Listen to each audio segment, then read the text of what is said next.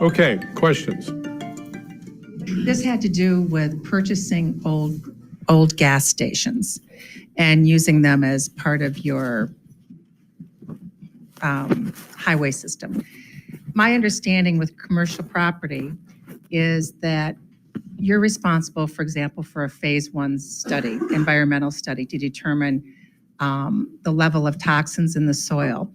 And you mentioned the company that removes the underground storage tanks. So my question is, after this company comes in and removes your underground storage tanks, do you then do sample soil tests to make sure that the property has been entirely remediated? Yes, Buster has an excellent program. You know, they'll lead you carefully right through the process. Most gas stations, and I've cleaned up maybe 5, 6, very easy to clean up, very short term. Ground pollution's minimal. Rehabilitation is minimal once you get the tank out, maybe some contaminated soils. There are some horrible contaminations, of course. We had one in Gahanna where an entire old shopping center was contaminated, and the bioremedial effort took years and years and years.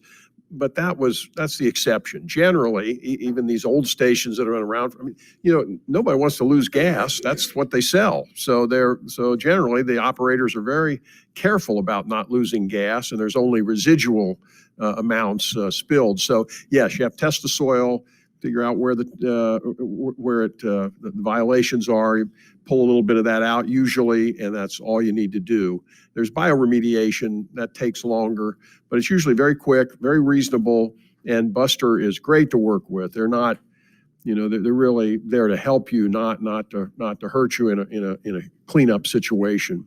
What is the approximate cost for cleanup? You know, I don't know the answer to that. It was minimal. I don't remember us having to go for extra money to council to clean it up, so we could. It was small enough that we could take it out of some account someplace. And my guess is, you know, you got to get equipment in there. You got to dig down. You got to pull the tanks. You got to dispose of the tanks and pay for that disposal. The company does that you hire. You got to do the testing. So my guess, and this is just a guess, it'd be a minimum of $10,000 or $15,000, and probably more than that. But still, when you look at the cost of a project and the fact that that's going to be contributing to the safety of that intersection and the amount of volume of traffic you're moving and everything else, the elimination of turbulence for the next 100 years, you know, that you know, $10,000 or $20,000, $30,000 in cleanup costs is very minimal. In our District 6 presentation, some of the feedback was, gee, guys, that's interesting. But what's it got to do with ODOT? What's it got to do with me? What's it got to do with my programs? Invasive species, poisonous plants, things like that. Anybody feel like that? Be honest. Okay. Now let's think, yeah, but let's think. I think it's our responsibility to address that issue. And when you're looking at invasive plants,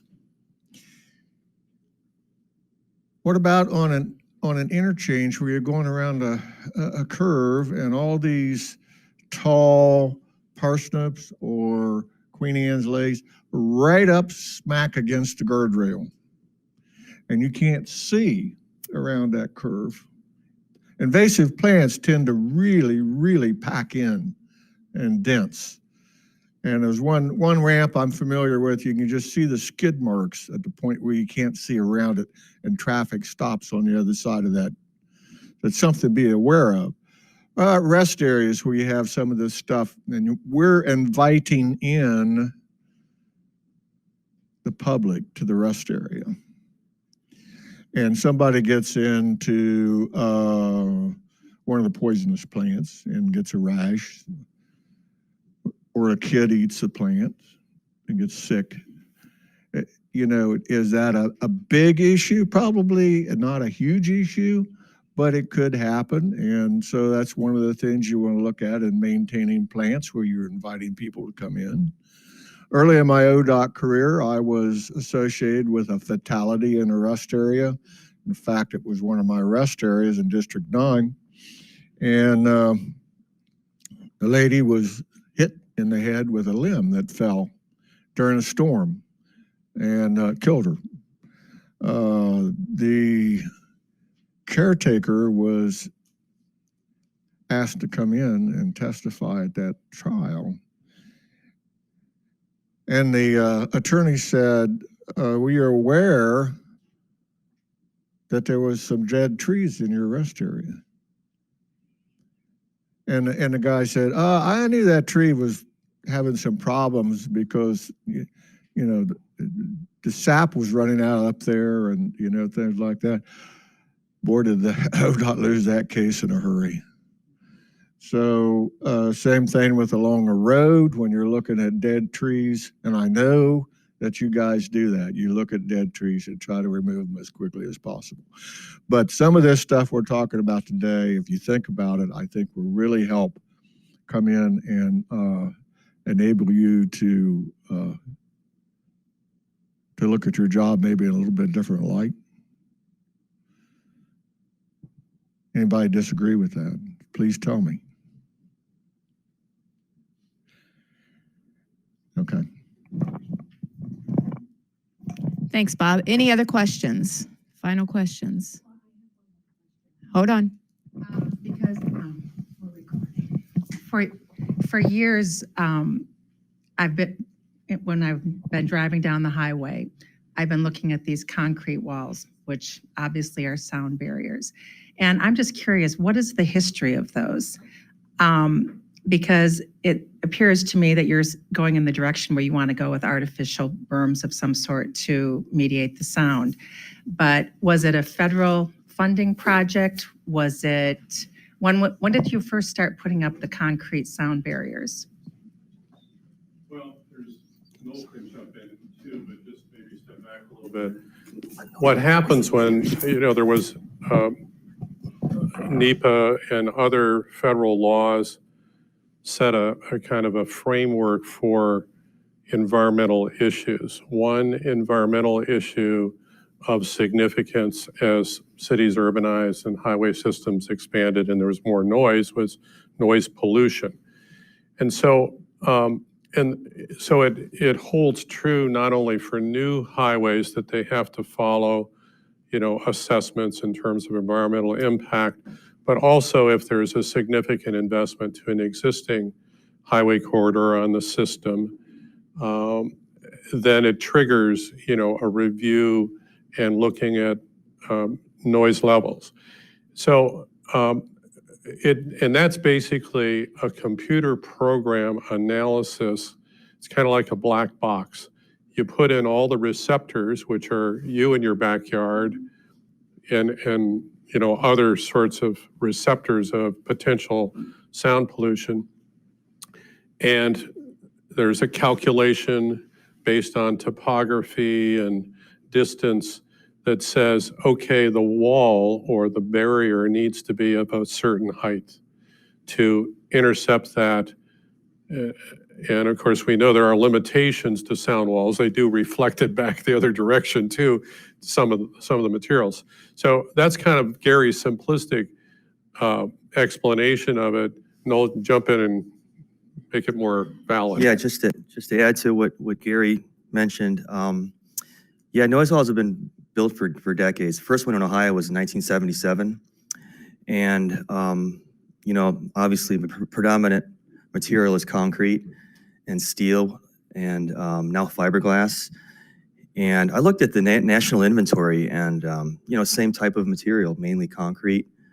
And I did notice several states had berms, but very limited.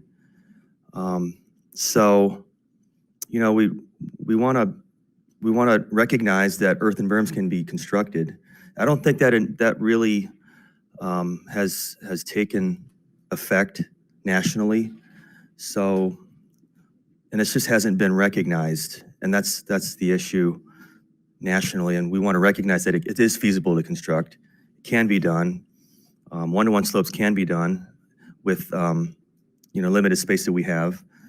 So that's what we're looking at. But we know that it's going to be limited because of the space requirements. Did that answer your question? You ask about the origin of them in Ohio, and I think I know the story of the first one. Being from Gahanna, I was mayor there 18 years. I began in 1983, and that first 1977 wall, we had a crazy mayor that we recalled. That's only happened about twice in the history of Ohio. He was a madman, but one of the things he did was sue ODOT over freeway noise. And eventually the suit was settled, and that first big wall on I-270 on eastern I-270 along Gahanna was built.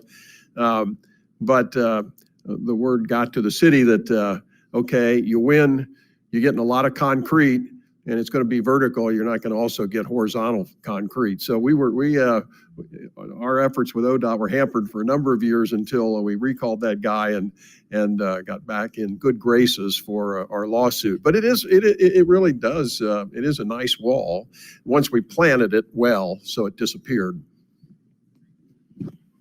Any other questions?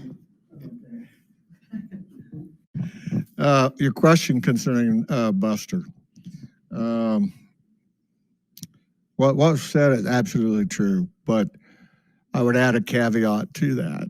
And just make sure you do your homework on what went on at those service stations, because there could be other pollutants involved in the way of solvents and things like that that can be a much heavier hitter than petroleum products and much more difficult to clean up. Usually you can bioremediate gasoline tanks cleanup.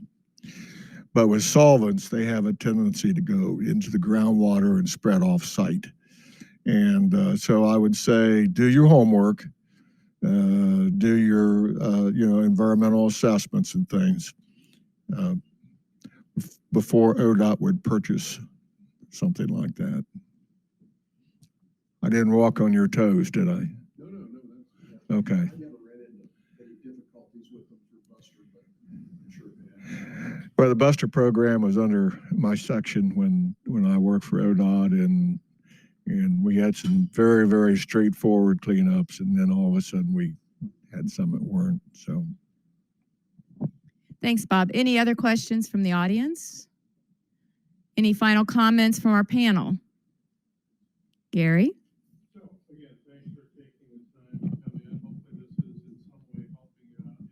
I go to lectures and things all the time, and if I'm leave the room with at least one or two things that stick with me, then we're helping out. And again, if you've got some thoughts on any additional practical things that we should talk about with the next district workshop, let us know. Either today would be best, but anytime. And just thanks to District 4 for helping host this in this great little meeting room. It's probably the largest one in all the districts that I've been in, but it lends itself to having a little larger group and a little more exposure. And thanks to the county folks and others who are attending, Master Gardeners, appreciate your involvement in this, and hope to see you again soon.